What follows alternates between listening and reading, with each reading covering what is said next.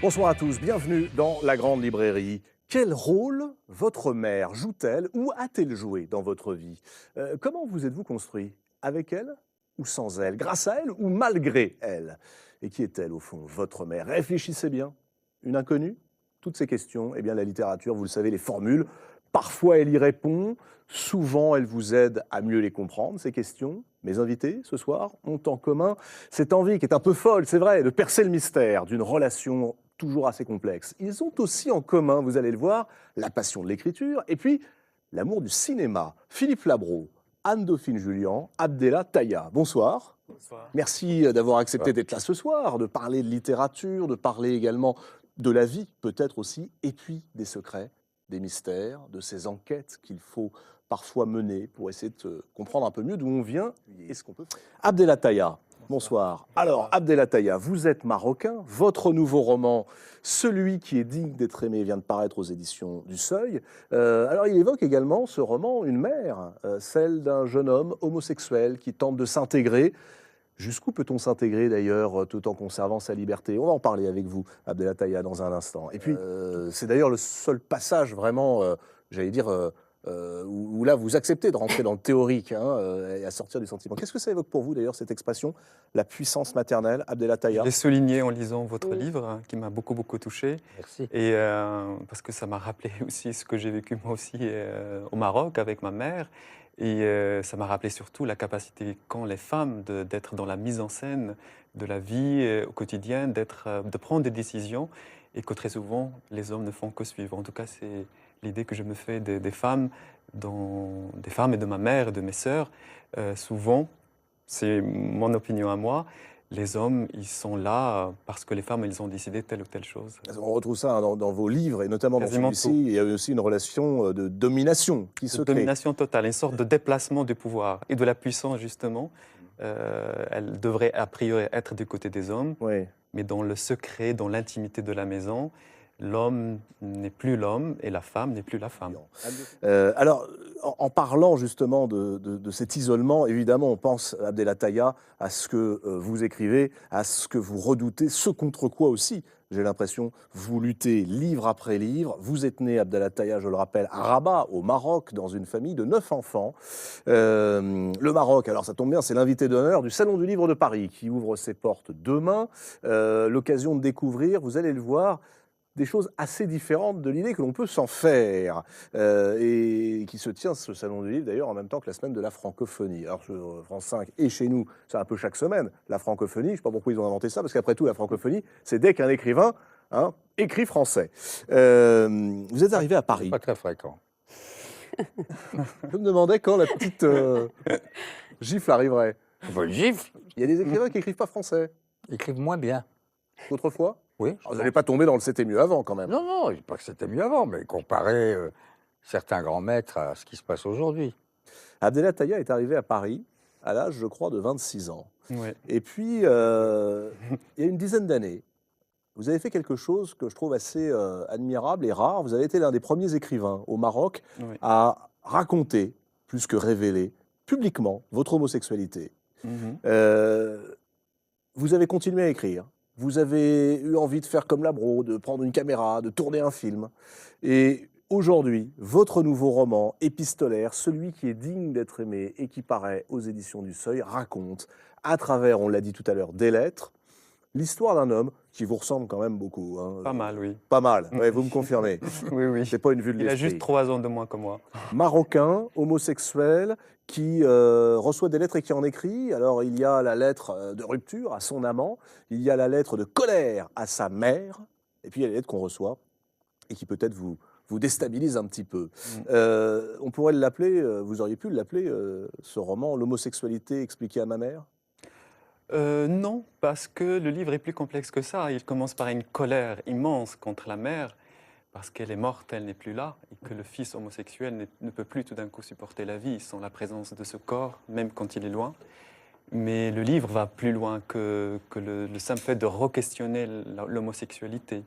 Il re-questionne même la question pourquoi cet homme a appris la langue française, et pourquoi il est venu à Paris, et pourquoi surtout il est devenu ce cœur extrêmement dur. Le livre, la première lettre, dit ça en fait, à travers la colère contre le départ d'une mère. Il lui dit qu'elle n'a pas le droit de mourir. Et pourtant, les rapports avec cette mère alors, sont totalement à l'opposé de ceux que Philippe Labro entretient avec Netka. C'est peut-être aussi une inconnue, ça c'est vrai, mais d'un autre côté, vous la dites indifférente. Comment est-ce qu'on se construit avec une mère indifférente? Cruelle. Comment est-ce qu'on se construit avec une mère cruelle? Il me semble qu'à un moment donné, dans votre livre, vous parlez de votre mère. Elle dit qu'elle paraît douce, mais elle est forte. Ouais. Elle paraît ça, mais elle est aussi dure. Ouais. Et qu'elle a dû traverser aussi beaucoup d'épreuves. Et pour les traverser, il faut s'endurcir. Il ne faut pas montrer seulement au monde la tendresse ou la gentillesse. Pour ce qui concerne la mère d'Ahmed, et qui a inspiré beaucoup de ma propre mère, je pense que ma mère n'avait pas d'autre choix que d'être dure avec les autres qui voulaient l'écraser. Cette femme n'avait pas d'autre choix que de gérer, de diriger les êtres qui sont dans cette famille et de faire une forme de hiérarchie. Alors, pour mon malheur, je n'étais pas celui son préféré. Ouais, J'aurais voilà, pu vous n'êtes pas être le fils préféré. le préféré, homosexuel préféré, mais pas du tout. Je ne suis pas du tout dans ce cliché-là. Mais parce que je ne suis pas le fils aîné et qu'elle a cette femme, en tout cas au Maroc, dans un pays arabe, elle a compris que c'est à travers le fils aîné qu'elle peut obtenir le pouvoir. Et pour cela, elle ne peut pas donner toute sa tendresse à tout le monde. C'est cruel, je sais, mais ça existe dans la vie aussi. Non? Vous racontez également ce moment qui est presque le déclic aussi, même si là vous semblez l'oublier un tout petit peu, c'est le moment où le narrateur, Ahmed, apprend qu'en réalité, sa mère a voulu, a souhaité se débarrasser de lui lorsqu'elle était enceinte. C'est assez troublant parce que effectivement, elle tombe enceinte et elle ne veut plus d'un nouvel enfant. Et elle croit que c'est une fille de nouveau parce qu'elle a eu un fils aîné, ensuite 6 filles, et elle se pense que ce bébé qui est dans son ventre va être encore une fille. Donc une fille de plus, c'est-à-dire un peu moins de pouvoir dans la maison et dans la société où elle vit. Donc elle décide, bah, je n'ai pas besoin de fille, tout le pouvoir c'est pour le fils aîné, donc je me débarrasse de ce fœtus. Et du coup, il y a quelque chose de l'ordre du cauchemar qui commence à se passer parce qu'elle commence à se préparer à faire une sorte d'avortement. Et celui qui va sauver ce fœtus, et donc qui va sauver le héros Ahmed, donc moi avec lui, c'est le rêve du grand frère. Il s'est raconté dans plusieurs pages dans le livre. Le grand frère, il fait un rêve où il est dans une grande forêt, la plus grande forêt du Maroc, la Mamora. Il entend un bébé qui pleure, il suit le bruit, les cris de cet enfant. Il arrive, il voit la mère avec un couteau en train d'égorger le bébé. Et ce bébé est un garçon. Donc le grand frère, il se réveille, il lui dit « Le bébé que tu as dans ton ventre, c'est pas une fille, c'est un garçon. » Alors je sais que ça peut paraître un peu atroce, un peu presque misogyne de le raconter, surtout de nos jours, mais c'est en même temps la réalité et la vérité de beaucoup de gens sur cette terre, dans ce monde, et que arriver au monde n'est pas une chose heureuse pour tout le monde. Il y a dans ce livre, alors vous jouez beaucoup aussi avec les mots et avec les verbes. Qu'est-ce qui vaut mieux? Aimer sa mère, l'admirer? Je me souviens que dans la lettre ouverte que vous aviez signée il y a quelques années, rendant publique votre homosexualité, lettre ouverte à votre mère aussi, vous écriviez « Je fais mieux que de t'aimer, je le répète, je t'admire ». Et là, je lis, page 19, « Je t'admire, maman. Tu as su rester fidèle à tes principes, la cruauté comme règle du jeu. » Admirer, c'est mieux qu'aimer? Ah oui, pour moi, oui. Pour moi, oui. Pour moi, Mais je oui. pense que c'est complètement... Pas pour vous. Ben non, pas vraiment, mais je pense que l'amour domine. Mm. L'amour emporte tout. Ah bah, C'est pas incompatible, admirer Non. et aimer.